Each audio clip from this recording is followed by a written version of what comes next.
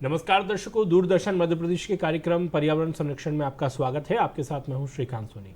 जैसा कि दर्शकों आप जानते ही हैं, इस कार्यक्रम के माध्यम से हम जानते हैं कि हमारा पर्यावरण किस तरह से दूषित हो रहा है और हमें इसको संरक्षण देने के लिए क्या कुछ उपाय करना है, किस तरह से हम कार्य करें, इसी पर हम बातचीत करते हैं।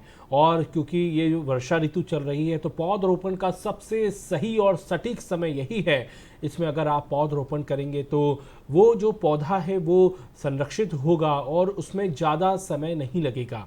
तो इन्हीं बातचीत पर हमारे साथ बहुत ही खास मेहमान मौजूद है। इस विषय पर हमारे साथ हैं करुणा रघुवंशी जी, जो कि पर्यावरणविद हैं। करुणा जी, बहुत बहुत स्वागत है आपका। दूरदर्शन मध्य प्रदेश पर लंबे समय से आप पर्यावरण के क्षेत्र में कार्य कर रही हैं, तो हम आपके अनुभव भी जानेंगे और साथ ही हम ये भी समझेंगे कि किस तरह से हमें पर्यावरण को बचाने के लिए अब आगे आना होगा। और हमारे साथ मौजूद हैं दूसरे जो एक्सपर्ट हैं, दूसरे जो विशेषज्ञ हैं, आनंद पटेल साहब, बहुत बहुत स्वागत है। आप भी पर्यावरणविद हैं, लंबे समय से इस क्षेत्र में कार्य कर रहे हैं। आप दोनों से ही हम आपके अनुभव और पर्यावरण संरक्षण की दिशा में क्या कुछ हम कार्य करें वो जानेंगे। सबसे पहले शुरुआत में करुणा जी आप ही से करूंगा कि आज का जो सिनेरियो है पर्यावरण का, सबसे पहले तो आप उसी पर प्रकाश डालिए कि क्यों हम आज इतने बात कर रहे हैं कि हमें पर्यावरण बचाना है, पर्यावरण बचाना है। क्योंकि हम टेम्परेचर देख ही चुके हैं गर्मी में किस तरह से बढ़ा था। तो आज की क्या स्थिति है पर्यावरण की, वो सबसे पहले आप बताइए। सबसे पहले तो पर्यावरण की जो स्थिति है वो सिर्फ मध्य प्रदेश कहे या हिंदुस्तान कहे या पूरी दुनिया, हर जगह खराब है। वो ग्लोबल विषय है। वो ग्लोबल विषय है और पूरे ग्लोबल में लेवल पर ही पर्यावरण के संरक्षण की आवश्यकता हमको इसलिए महसूस हो रही है क्योंकि इसका इतना बेतरतीब तरीके से दोहन किया जा रहा है, विशेष करके हिंदुस्तान में। अब हमने गर्मी में देखा कि दिल्ली का टेम्परेचर 52.3 चला गया था और वो एक टॉर्चर जैसा जो हमने महसूस किया इस गर्मी में। तो अब जनता भी थोड़ा महसूस कर रही है, सरकारें भी जाग रही है और संरक्षण इसका तो हमें बहुत पहले से शुरू कर देना था, लेकिन हम देर आए दुरुस्त आए। और ये यदि हमने संरक्षण शुरू किया है तो ये इसका यदि हम मंजिल तक पहुँचे और इसको ईमानदारी से हम करें तो ये सार्थक होगा। और सरकार जो कर रही है अभी, जैसे हमारे यहाँ पे या पूरे देश में चल रहा है एक वृक्ष माँ के नाम अभियान, और हमारे मध्य प्रदेश में 5.5 करोड़ का जो लक्ष्य रखा है माननीय मुख्यमंत्री महोदय की अध्यक्षता में, तो अगर 5.5 करोड़ ठीक है हम लगा रहे हैं, अगर उसमें से 2 करोड़ भी बच जाते हैं और वो बड़े वृक्ष बन जाते हैं तो ये अभियान तो सफल हो जाएगा। जी आनंद जी, मैं आपसे समझना चाहता हूं, क्योंकि लंबे वर्ष से आप पर्यावरण के क्षेत्र में कार्य कर रहे हैं। ऐसी क्या गलतियां हैं जो हमने कर दी है, अब हमें सुधार की ज़रूरत है ताकि जो हमारा चारों ओर का वातावरण है, जिसे हम पर्यावरण कहते हैं, वो स्वस्थ हो। बिल्कुल श्रीकांत जी, बहुत अच्छा प्रश्न है। क्योंकि मानवीय जो गतिविधियां हैं अभी वो इतनी मतलब वैसी हो गई हैं कि वो सब अभी हम सब जगह हम सिर्फ एक्सप्लॉयटेशन की बात कर रहे हैं, शोषण की बात कर रहे हैं। जंगलों को हम काट रहे हैं, पॉल्यूशन भी हमारा बढ़ रहा है और जो हमारे प्राकृतिक संसाधन हैं उनका धीरे धीरे करके हम उनका दोहन कर रहे हैं, अविवेकपूर्ण तरीके से दोहन कर रहे हैं।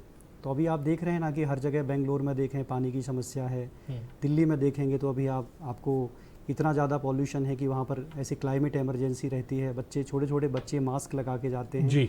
और पॉल्यूशन के कारण वहाँ पर ये है कभी कभी स्कूल की छुट्टियाँ भी करनी पड़ती हैं। तो जो मानव एक ऐसा प्राणी है जो भोगवादी हो गया है, मतलब ये जो है हमारे प्राकृतिक संसाधन जो सीमित हैं, क्योंकि हमेशा यही बात होती है कि मनुष्य की आवश्यकताओं को प्रकृति पूरा कर सकती है लेकिन लालच को नहीं। तो जो ग्रीड है इंसान की वो बहुत ज़्यादा बढ़ गई है। तो हम क्यों ना इसको धीरे धीरे करके प्रकृति संगत जो जीवन शैली है, हमारी पर्यावरण संगत जीवन शैली है, उसको लेके हम काम करें। अभी सरकारें भी बहुत अच्छा काम कर रही हैं। जैसे अभी करुणा जी ने बताया कि एक पेड़ माँ के नाम अभियान जो चलाया है हमारे यशस्वी प्रधानमंत्री जी ने, 5 जून को स्टार्ट किया था, जिसमें जो लक्ष्य था तकरीबन सितंबर 2024 तक तकरीबन 80 करोड़ पौधे इसमें लगाने हैं और आने वाले मार्च 2025 तक 1 अरब 40 करोड़ पौधे इसमें लगाने हैं। जी।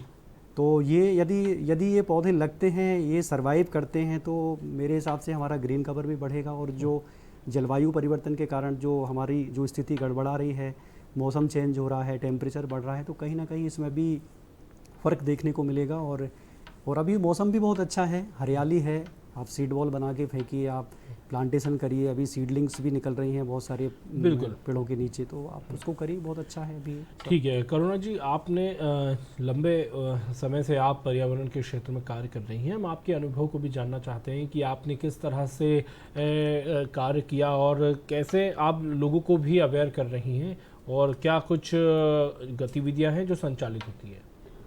मैं सर पिछले 24 सालों से इस क्षेत्र में काम कर रही हूँ, लेकिन हमारा जो सबसे बड़ा कैंपेन चला था 2300 एकड़ का बक्सवा बचाओ अभियान, तो उस अभियान में आनंद जी भी हमारे साथी थे। पूरे देश, बल्कि मैं कहूँ कि ये वर्ल्ड वाइड कैंपेन था हमारा, और उसने हमको जो अनुभव दिया और जो सिखाया शायद हम कहीं से भी नहीं सीख पाते। तो उसका जो हमारा अनुभव था वो एक बहुत ही एक्स्ट्राऑर्डिनरी था। हमें तब पहली बार पता चला कि किस तरह की समस्या हमारे सामने आती है, कौन व्यक्ति हमारे साथ होता है, कौन हमारे खिलाफ होता है। और जब बक्सवा पे सरकार ने तो लगाई नहीं, हाई कोर्ट ने जब उस पर रोक लगाई और वो एकदम से सक्सेस हो गया, तो लोगों का हमारे प्रति थोड़ा विश्वास जागृत हुआ। और अब मैं तो चूँकि इस फील्ड में बहुत सालों से काम करती हूँ, मैं तो मेरा पहले भी बक्सवा कैंपेन के पहले ही मेरा एक कैंपेन चल रहा था वर्ल्ड वाइड 10 वृक्ष धरती के नाम। तो लोगों में धीरे धीरे जागरूकता आ रही है, और जो भी व्यक्ति मेरे आसपास है या मुझे जानते हैं, इतना तो है कि वो कम से कम अपने जीवन में एक वृक्ष तो लगाते हैं, पक्षियों को भोजन पानी देते हैं। ये थोड़ा सुधार तो व्यक्ति में आया है। तो मैं तो इसको भी अपनी एक उपलब्धि मानती हूँ कि 10 व्यक्ति भी मेरे कैंपेन में या मेरी योजना में मेरे साथ है, तो वो भी मेरे लिए एक पुरस्कार होता है, एक उपलब्धि होता है। लेकिन अब मैंने देखा है कि धीरे धीरे सरकार का भी थोड़ा रुझान हो रहा है इस ओर, और आम जनता का भी हो रहा है। और कोई भी लंबी प्रक्रिया है या कोई भी सुधार है वो धीरे धीरे ही होता है। तो हमें तो आशान्वित रहना चाहिए भविष्य के प्रति और अच्छे कामों के प्रति। तो हम तो आशान्वित है कि आने वाले 10 सालों में पर्यावरण पूरे ग्लोबल लेवल पे मुख्य मुद्दा होगा और लोग इसके बारे में चर्चा करेंगे, बल्कि पॉलिटिकल पार्टियां भी अपने मैनिफेस्टो में इसको शामिल करेगी, ये हमें उम्मीद है। ठीक है आनंद जी, आप भी लंबे समय से पर्यावरण के क्षेत्र में कार्य कर रहे हैं, तो चूँकि अगर ये पर्यावरण एक विषय है तो ये ना केवल व्यक्तिगत है जबकि एक ग्लोबल विषय है, ना किसी राज्य का है। तो आप किस तरह से हमें आपके अनुभव बताएंगे, क्योंकि आप दूसरे राज्यों में भी पौधरोपण करवाते हैं, मध्य प्रदेश में भी करवा रहे हैं, क्या आपने देखा है कि और किस तरह से कार्य होना चाहिए? जी श्रीकांत जी, बहुत अच्छा आपने प्रश्न किया है कि क्योंकि हमारी राजनीतिक सीमाएं तो हो सकती हैं लेकिन हमारी भौगोलिक सीमाएं नहीं होती हैं। पृथ्वी हमारी एक है, हमारा एक सिंगल अर्थ है। हम कहते हैं ना, there is no planet B, हमारे पास कोई दूसरा ऑप्शन नहीं है। तो जो प्लांटेशन है, अभी हम लोग हमारे संस्था के माध्यम से और भी हमारे जो वॉलेंटियर्स हैं उनके माध्यम से हम प्लांटेशन कर रहे हैं। अभी हमारा जो प्लांटेशन है हमने हरियाणा में भी अभी किया है, अभी 2-4 दिन पहले ही हमारा अरावली रेंज में गुरुग्राम के कुछ स्कूल्स में किया है। वहाँ जो नेटिव स्पीसीज़ हैं उनका प्लांटेशन किया है। तो वो अभी हमारा 2-3 महीने हमारा कैंपेन चलेगा। तकरीबन 1,500 पौधे हम वहाँ पे लगाएंगे। लोगों का सपोर्ट भी काफ़ी अच्छा मिल रहा है। बट क्लाइमेटिक यदि उस चीज़ से देखें तो हमारा जो मध्य प्रदेश है काफ़ी फेवरेबल है, मिट्टी बहुत अच्छी है हमारे यहाँ, पानी बहुत अच्छा है। तो अदर स्टेट्स में देखें तो थोड़ी कुछ चीज़ें हमको थोड़ा वेरिएशन मिलता है।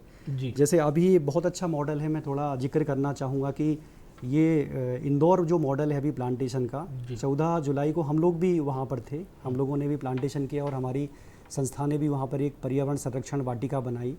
तो जो इंदौर का जो रेवती रेंज है बीएसएफ परिसर में, यहाँ पर तकरीबन 12 घंटे में 12,41,020 पौधे लगाकर गिनीज बुक में रिकॉर्ड दर्ज हुआ है। बड़ी उपलब्धि है। और ये दुनिया का एकमात्र ऐसा अभियान है जिसमें सरकार और जन भागीदारी दोनों ने मिलकर इसकी इनिशिएटिव ली और उस संकल्प को पूरा किया।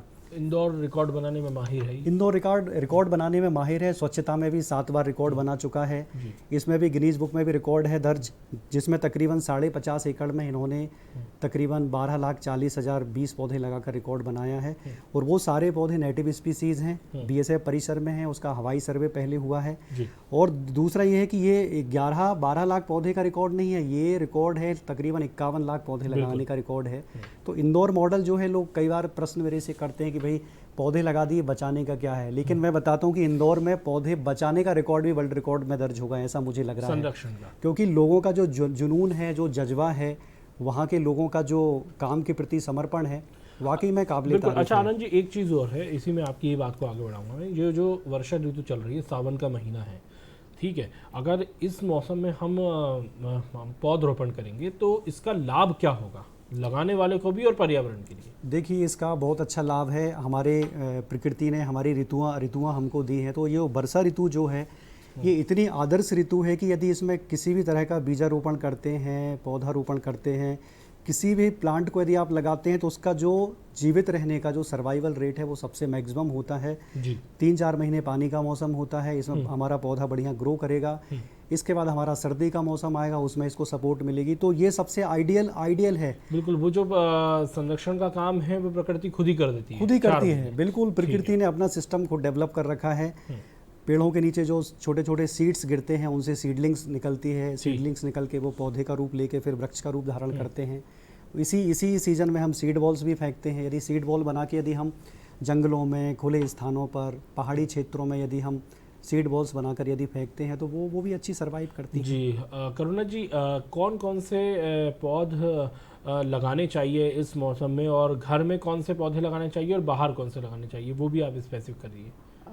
हमारे यहाँ हमारे हिंदुस्तान की जो पूरी मैं ऑल इंडिया की बात करी हूँ तो हमारी जो क्लाइमेट है इंडिया का, इसके जो फेवरेबल है और जो हमारे जो क्लाइमेट के फेवरेबल है वो सबसे बेस्ट होते हैं घर के बाहर लगाने के लिए बरगद, पीपल, नीम, गुल्लर, जामुन। क्योंकि ये एक तो पक्षियों का भी संरक्षण होता है इनके फलों से, और दूसरा इनको जो ऑक्सीजन रेट होता है वो भी बहुत हाई होता है। रही बात घर में लगाने के लिए, तो घर में आजकल हाइब्रिड पौधे आते हैं, जैसे छोटे आम के हैं, नींबू के हैं, या फिर रात रानी है। और किसी का गार्डन बड़ा है तो वो वहाँ पर इन नेटिव प्लांट्स को भी लगा सकते हैं। लेकिन सरकारी तौर पर मेरा ये मानना है कि मुख्यतः हमें बरगद, नीम, पीपल, गुल्लड़, जामुन यही पौधों का रोपण करना चाहिए, क्योंकि ये बहुत जल्दी क्लाइमेट की जो एयर है इसको बिल्कुल प्योर करते हैं। जी। आनंद जी, जलवायु परिवर्तन और ग्लोबल वार्मिंग में व्यवहारिक रूप से क्या अंतर है? देखिए, दोनों में व्यवहारिक रूप में बहुत अंतर है। जनरली लोग दोनों को एक ही चीज़ समझते हैं। ग्लोबल वार्मिंग और क्लाइमेट चेंज जो है दोनों में काफ़ी अंतर है।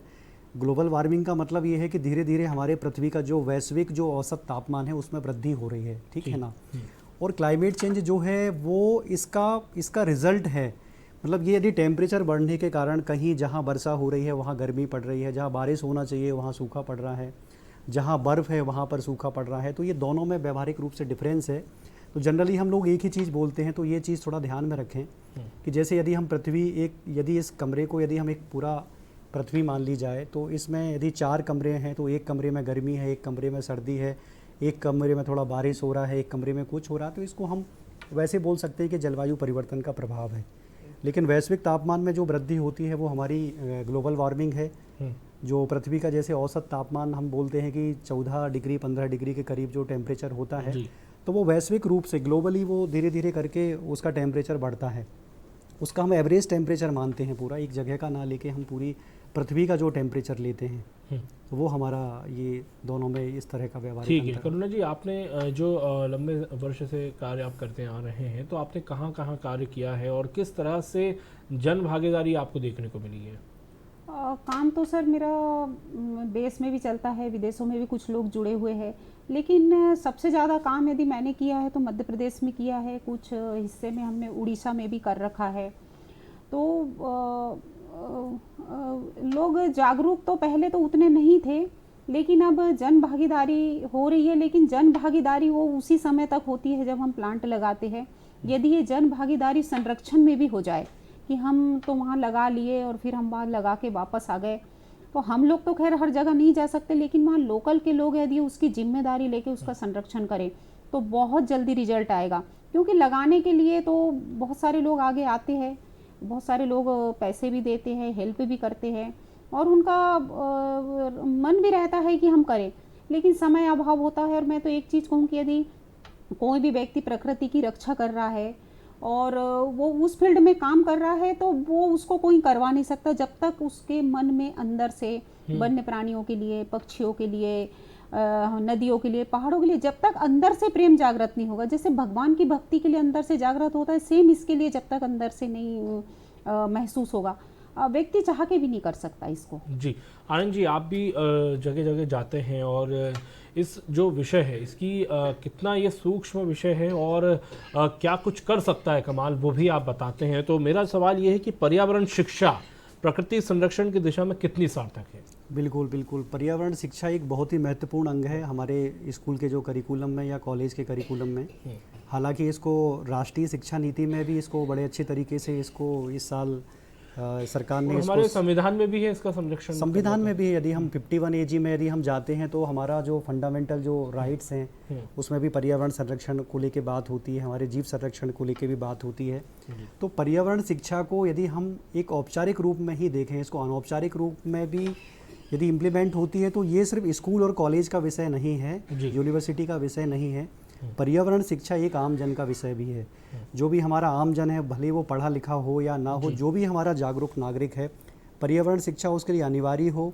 प्रकृति का संरक्षण कैसे हो, जिसके अंतर्गत हमारे जीव संरक्षण, जल का संरक्षण, हवा का अच्छे से उसकी शुद्धता को ध्यान में रखना, तो ये समग्रता है पूरा जी।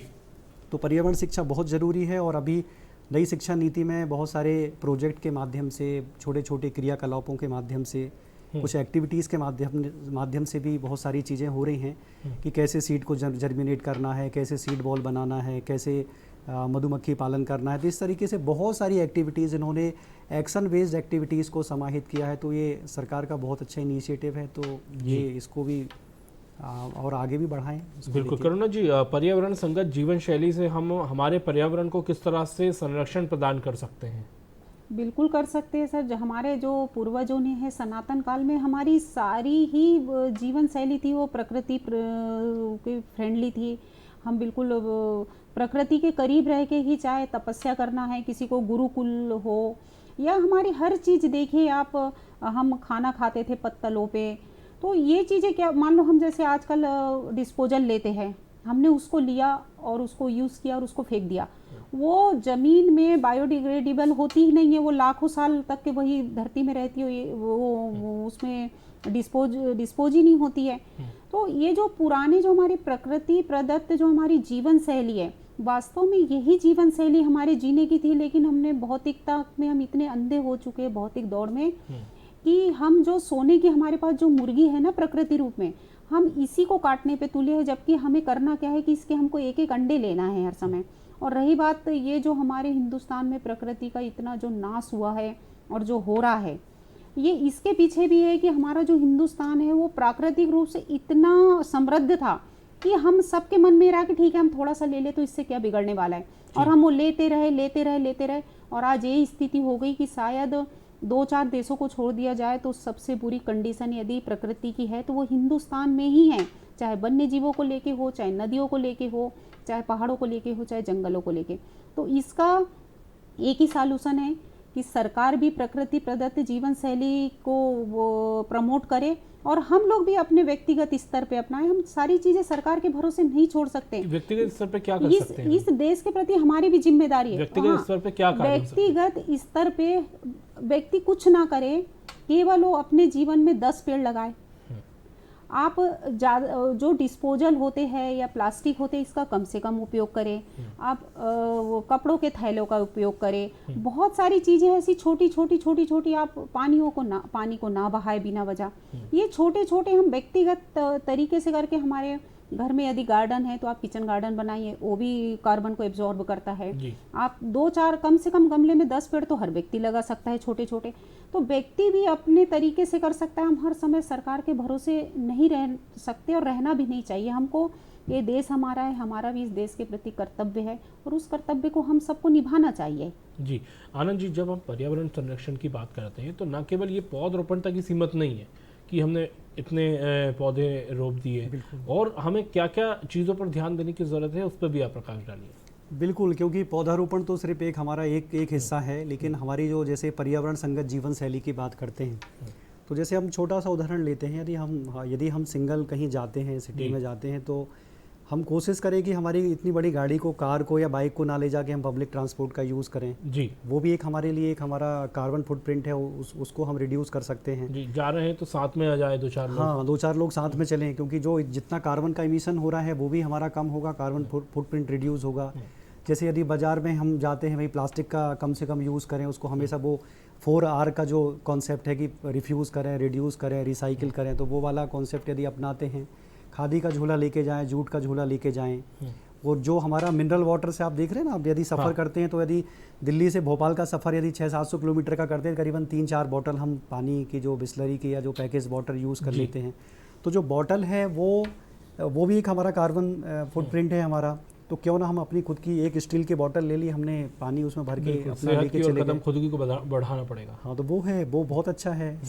साबुन शैम्पू हम डेली यूज़ करते हैं, तो कभी हम उसकी फ्रिक्वेंसी को भी थोड़ा सा थोड़ा कम कर सकते हैं कि भाई रोज़ यदि आप साबुन शैम्पू लगा रहे हैं तो आप उसको हफ्ते में एक बार लगा सकते हैं। बिल्कुल, आप। ऐसे बहुत सारी चीज़ें हैं जिस पर वर्क होने की ज़रूरत है। बहुत करुणा सारा जी, है। बिल्कुल। Even- करुणा जी, मैं आपसे अब ये पूछना चाहता हूँ कि जिस तरह से आप कार्य कर रही हैं, जो हमारी मिट्टी है वो उसको भी बहुत नुकसान हो रहा है, उर्वरक क्षमता कम हो गई है, तो उसके पीछे आप क्या कारण मानते हैं? सर, इसके पीछे एक ही कारण है, पेस्टिसाइड का अति उपयोग।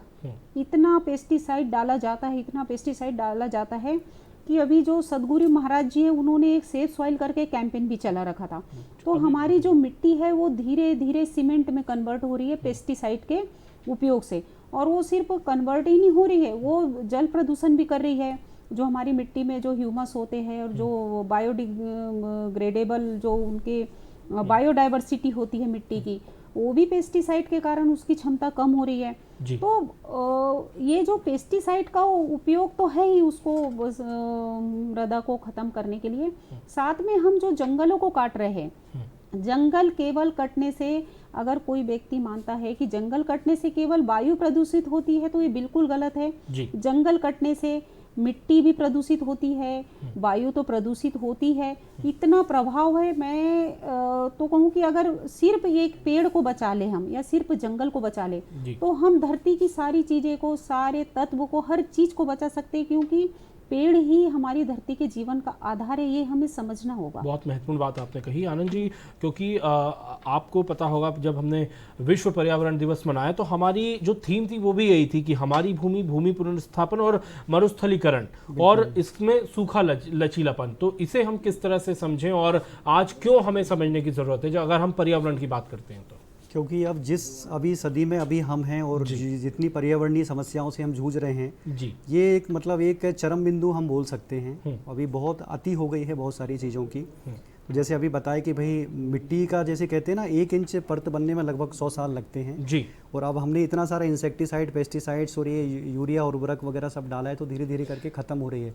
जी। दूसरा जो मेजर जो कारण है वो हमारे जो जंगल कटने से जो मरुस्थलीकरण हो रहा है जी। तो लगभग ये भी आप देखेंगे तो लगभग 30% के करीब हमारी जो भूमि है वो मरुस्थल में कन्वर्ट हो गई है, क्योंकि जंगल जहाँ कटेंगे वहाँ, क्योंकि विकास के नाम पे अगर आप जंगल काट रहे हैं तो ये सबसे बड़ा नुकसान पर्यावरण को दे रहे हैं। बिल्कुल है, क्योंकि ये धरती के लंग्स हैं। ये जो हमारे जंगल हैं वो पृथ्वी के फेफड़े हैं। बिल्कुल। यदि इन फेफड़ों को यदि हमने काट दिया तो जो शुद्ध वायु है वो हमें नहीं मिल पाएगी। और कोविड एक ट्रेलर था, मैं कह रहा हूँ पिक्चर तो अभी बाकी है। कोविड में यदि हम नहीं समझे, बिल्कुल, और इसका सबसे अच्छा उदाहरण है सीखने का, हम जनजातीय आदिवासियों से सीख सकते हैं कि वो प्रकृति को ही भगवान मानते हैं। बिल्कुल, उनकी वजह से हमारे जंगल आज सेफ भी हैं।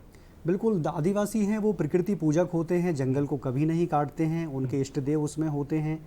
तो वो जंगल को बचाने का काम कर रहे हैं आदिवासी, क्योंकि उनका घर देखेंगे झोपड़ी में रहते हैं। इवन की उनकी जीवन शैली से, इवन की उनकी जीवन शैली से सीखिए, उनके घर में उसे हम कह सकते हैं कि पर्यावरण संगत जीवन शैली। बिल्कुल बिल्कुल बिल्कुल। आप क्या संदेश देंगे, किस तरह से पर्यावरण को बचाना चाहिए, क्या अपील करेंगे आप नागरिकों से? मैं जो भी हमारे दूरदर्शन के दर्शक हैं, जो भी ये कार्यक्रम देख रहे हैं, मैं उनसे यही अपील करना चाहूँगी कि अपने जीवन काल में 10 वृक्षों का रोपण करें, और रोपण ही ना करें, उसका संरक्षण भी करें, उसे बड़े होते तक के अपने बच्चों की तरह पाले। प्रकृति प्रदत्त जो जीवन शैली है उसको अपनाएं, प्लास्टिक का कम से कम यूज़ करें। और किसान भाइयों से मैं विशेष करके कहती हूँ कि आप ऑर्गेनिक फार्मिंग करें, गाय के गोबर का उपयोग करें, और पेस्टिसाइड का कम से कम उपयोग करें, क्योंकि ये पेस्टिसाइड आपके कैंसर का कारक है। जी। बिल्कुल, तो पर्यावरण संगत जीवन शैली हमारी होना चाहिए और जो हमारे विशेषज्ञों ने आपको टिप्स दी है, जो सुझाव बताए हैं और जिन बातों का जिक्र किया है, उनको निश्चित रूप से अक्षरशः फॉलो करें ताकि हम भी पर्यावरण संरक्षण की इस महत्वपूर्ण पहल का हिस्सा बने और स्वस्थ खुद भी रहें और हमारे पर्यावरण को भी स्वस्थ रखें। बहुत बहुत शुक्रिया वरुणा जी, आपने दूरदर्शन मध्य प्रदेश के लिए वक्त निकाला। आनंद जी, आपका भी बहुत बहुत शुक्रिया, आपने इस कार्यक्रम में सहभागिता की। दर्शकों, पर्यावरण संरक्षण के इस कार्यक्रम में इतना ही। आप जुड़े रहिए दूरदर्शन मध्य प्रदेश के साथ। नमस्कार।